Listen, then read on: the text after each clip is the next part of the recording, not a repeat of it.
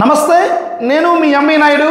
ఈరోజు విజయనగరం ప్రధానాంశం చూస్తే గృహ నిర్మాణ లబ్ధిదారులకు అదనపు సాయం.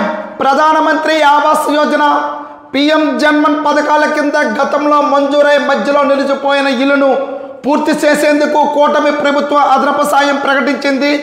ఈ మేరకు జిల్లాలో 15,226 మందికి లబ్ధి చేకూరేందుకే కలెక్టర్ అంబేద్కర్ ప్రకటించారు. గ్రామ వార్డు సచివాలయాల్లో పనిచేస్తున్న ఇంజనీరింగ్ సంక్షేమ కార్యదర్శులు ఈ నెల 18 నుంచి 22 వరకు లబ్ధిదారులు ఇళ్లకు వెళ్ళి పరిశీలిస్తారని, అనంతరం ఫోటోలు తీసి గృహ నిర్మాణ వెబ్సైట్లో అప్లోడ్ చేస్తారని చెప్పారు. ఆవాస్ యోజన కింద బీసీ, ఎస్సీ 50,000 చొప్పున, ఎస్టీ లబ్ధిదారులకు 75,000, పిఎం జన్మన్ పరిధిలో ఉంటే 1,00,000 సాయం ఇస్తామని కలెక్టర్ పేర్కొన్నారు. అయితే ఇక్కడ మనం చూస్తూ ఉన్నాం, గతంలో అయితే మాత్రం ఇల్లు మంజూరయ్యి కట్టలేని వారికి అయితే మాత్రము ప్రధానమంత్రి ఆవాస్ యోజన, పిఎం జన్మన్ పథకాల కింద గతంలో మంజూరై మధ్యలో నిలిచిపోయిన ఇళ్ళకైతే మాత్రం ఆర్థిక సాయం చేయడానికి సిద్ధంగా ఉన్నామని కలెక్టర్ అంబేద్కర్ చెప్తూ ఉన్నారు. అలాగే విజయనగరం మరొక ప్రధానాంశం మనం చూద్దాం. పర్యాటక అభివృద్ధికి సహకరించాలి. పబ్లిక్ ప్రైవేటు భాగస్వామ్యంతో పర్యాటక అభివృద్ధికి కృషి చేస్తున్నామని, ఈ మేరకే ఔత్సాహకులు ముందుకు రావాలని కలెక్టర్ అంబేద్కర్ పిలుపునిచ్చారు. తన ఛాంబర్లో బుధవారం జరిగిన సమావేశంలో మాట్లాడారు. పెట్టుబడిదారులకు అవసరమైన భూమి, ఇతర అనుమతులు ఇవ్వడానికి సిద్ధంగా ఉన్నామన్నారు. 10వ తరగతి పరీక్షల్లో విద్యార్థులు, ఇన్విజిలేటర్లు చరవణను తీసుకెళ్లేందుకు అనుమతి లేదని కలెక్టర్ స్పష్టం చేశారు. కేంద్రాల్లో పూర్తి స్థాయిలో మౌలిక సదుపాయాలు కల్పించారని అన్నారు. ప్లాస్టిక్ నిషేధానికి సమిష్టిగా ముందుకు వెళ్లాలని సూచించారు. చెరువులు, కాలువలు, తడి నేలల పరిరక్షణ కూడా కృషి చేయాలని అవసరం ఉందని పేర్కొన్నారు. రోడ్డు ప్రమాదాల నివారణ కారణాలు గుర్తించేందుకు 16వ జాతీయ రహదారిపై 64 సీసీ కెమెరాలు ఏర్పాటు చేస్తున్నట్టుగా ఇక్కడ కలెక్టర్ అంబేద్కర్ అయితే మాత్రం చెప్తూ ఉన్నారు. అయితే పర్యాటక అభివృద్ధికి అయితే మాత్రం ఎవరైనా సరే ఉత్సాహవంతులు ఉంటే మాత్రం వాళ్ళకి ఖచ్చితంగా మేము సహకరిస్తామన్నట్టుగా ఇక్కడ కలెక్టర్ చెప్తూ ఉన్నారు. అలాగే మరొక ప్రధానాంశం మనం చూద్దాం.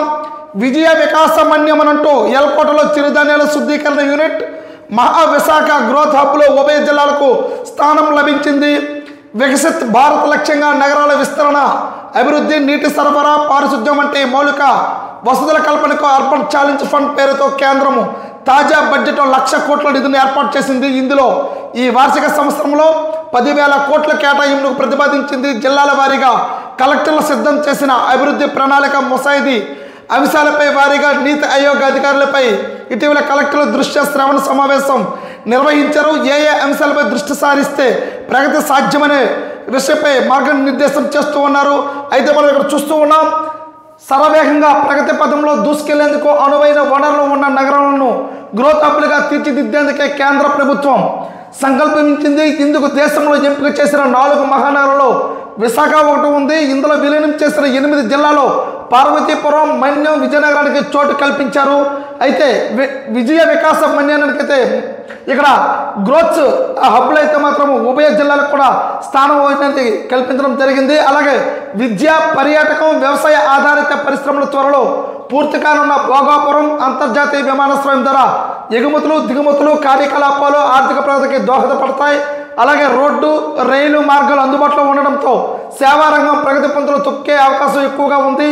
విద్యానగరం వైద్య కళాశాల భవన నిర్మాణం పూర్తయితే విద్యారంగంలో అనుబంధ కార్యకలాపాలు పెరిగే అవకాశం ఉంది. కేంద్రీయ గిరిజన విశ్వవిద్యాలయంలో సొంత భవనాల్లో మరో ఏడాదిలో అందుబాటులోకి వస్తుంది. దీనివల్ల గుణాత్మకమైన విద్య అందుతుంది. జిల్లాలో మురికివాడలో నివసించే 4,636 కుటుంబాలకు నాణ్యమైన జీవన శైలికి మారే అవకాశం ఉంది. ప్రస్తుతం జిల్లా వ్యాప్తంగా ప్రభుత్వ, ప్రైవేట్ ఆసుపత్రుల్లో అందుబాటులో ఉన్న 1,227 పడకలు పెరుగుతాయి. నక్షత్రాల ఓట్లు వస్తాయి.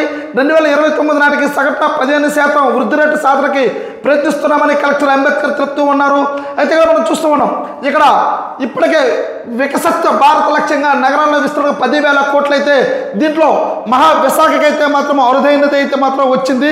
దీంట్లో ప్రధానంగా విజయనగరం కూడా, మన్యం జిల్లా కూడా ఇక్కడ ఉండడంతో ఏ విధంగా అయితే దేనికి ఖర్చు పెడితే రాబోతున్న 2029లో మనం ఏ విధంగా మనం ఈ డబ్బులు మనం ఖర్చు పెడితే మనం అభివృద్ధి సాధించగలం అన్నట్టుగా ఇక్కడ మనకు తెలుస్తూ ఉంది.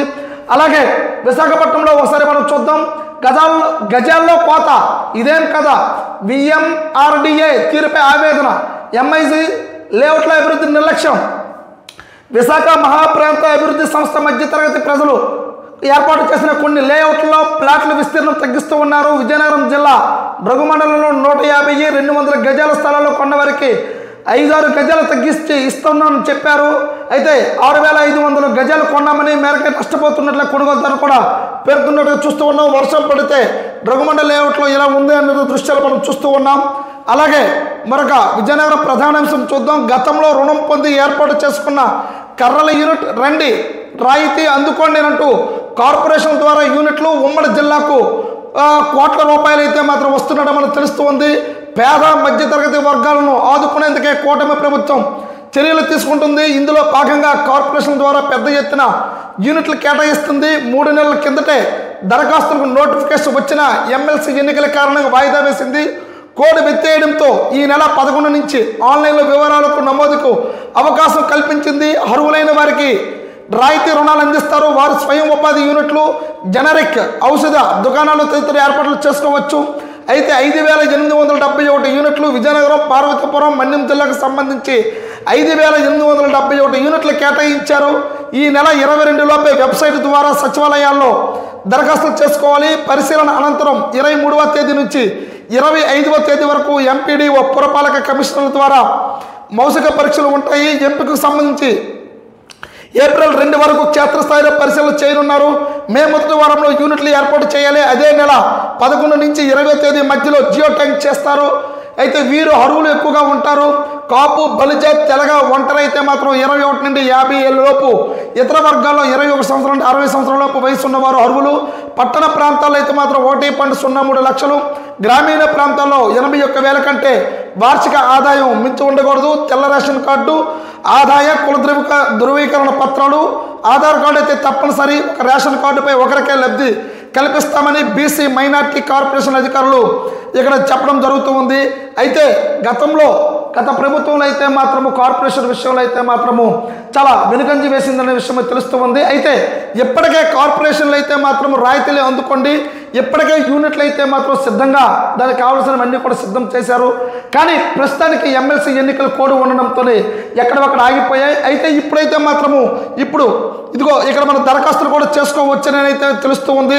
అయితే దీనికి ప్రధానంగా పేద మధ్యతరగతి వాళ్ళకైతే ఇది చాలా ఉపయోగకరం. ఎందుకంటే గ్రామాలలో యూనిట్లు పెట్టడం వల్ల వాళ్ళ యొక్క కుటుంబంతో పాటు ఇంకో 10 మందికి ఉపాధి అవకాశాలు కల్పించడానికి ఈ బీసీ కార్పొరేషన్ లోన్లు అయితే మాత్రము యూనిట్లు అన్నీ కూడా సిద్ధం చేయడానికి దానికి సంబంధించిన అక్కడ ఉన్న అధికారులు, మండల అధికారులు, అలాగే మున్సిపాలిటీలో ఉన్న అధికారులు అయితే మాత్రము ఇవంతా కూడా వీళ్ళకి ఒక అవగాహన చేసిన తర్వాత వీళ్ళకి యూనిట్లు ఏర్పాటు చేయడానికి, వీళ్ళకి ఇవన్నీ కూడా సిద్ధం చేసుకోవడానికి ఇవన్నీ ఏర్పాటు చేస్తున్నట్టు మనకు తెలుస్తూ ఉంది.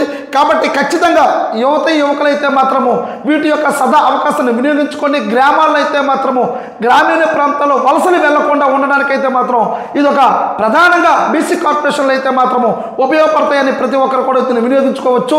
దీనికి కావలసిన సంబంధించిన వెబ్సైట్లోని దానికి సంబంధించిన మండల అధికారులు, దాని మున్సిపాలిటీ యొక్క అధికారులు కలిస్తే ఖచ్చితంగా వాటికి కావాల్సినవన్నీ కూడా అప్లోడ్ చేసుకోవాలన్నట్టుగా తెలుస్తూ ఉంది. చూస్తూ ఉండండి ఎంఈ న్యూస్. నేను మీ ఎంఈ నాయుడు.